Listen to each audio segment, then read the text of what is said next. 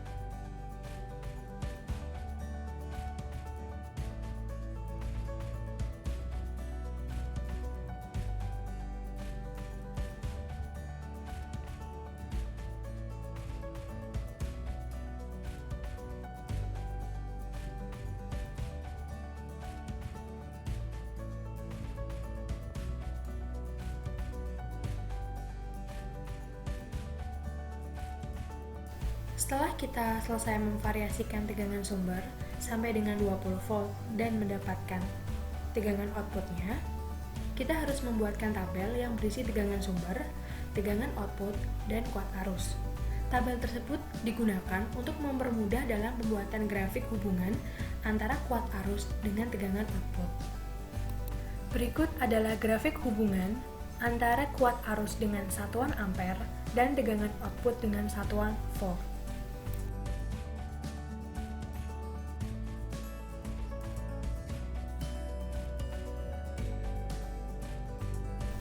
Berdasarkan tabel, tegangan sumber dan tegangan output dapat diukur langsung melalui osiloskop ataupun voltmeter. Jika mengukur melalui voltmeter, bisa langsung melihat angka yang tertera pada voltmeter. Sedangkan jika mengukur melalui osiloskop, kita dapat menghitung kotak atau div, kemudian dikalikan dengan volt per divnya.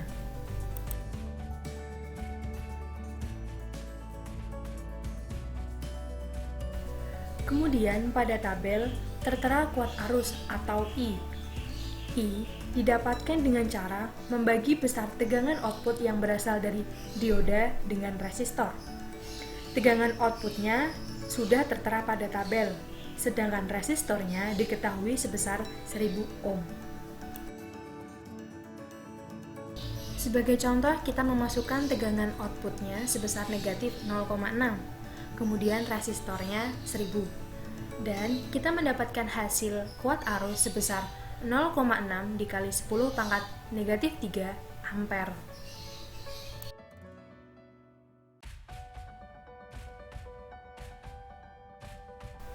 Berdasarkan praktikum yang telah dilakukan dengan Proteus, dioda berfungsi untuk mengarahkan arus pada satu arah, karena sifat dioda yaitu mengalirkan arus hanya dalam satu arah. Ketika sebuah dioda dialiri arus listrik, akan tetapi dioda tidak menghantarkan listrik, disebut dengan bias mundur atau reverse bias.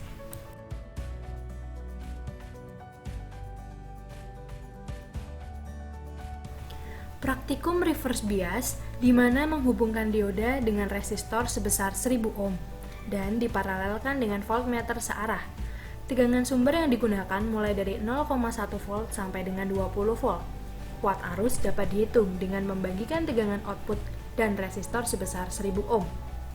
Terlihat bahwa semakin kecil tegangannya, maka semakin kecil pula nilai kuat arusnya, atau bisa dianggap 0, yang artinya tidak ada arus yang lewat.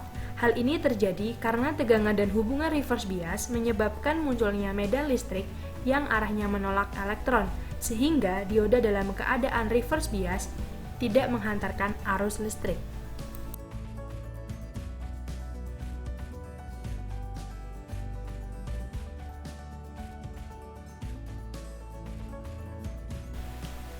Kesimpulannya adalah, pertama, karakterisasi dioda terpanjang mundur atau reverse bias adalah menahan arus yang lewat dari arah sebaliknya.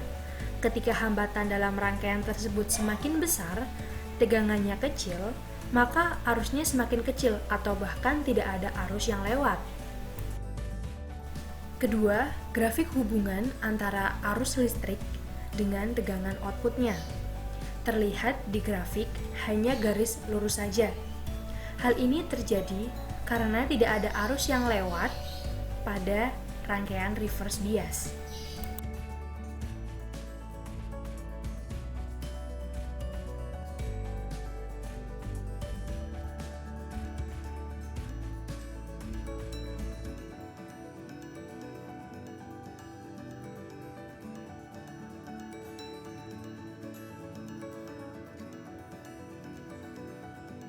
Demikianlah penjelasan saya mengenai praktikum karakterisasi dioda terpanjang mundur atau reverse bias.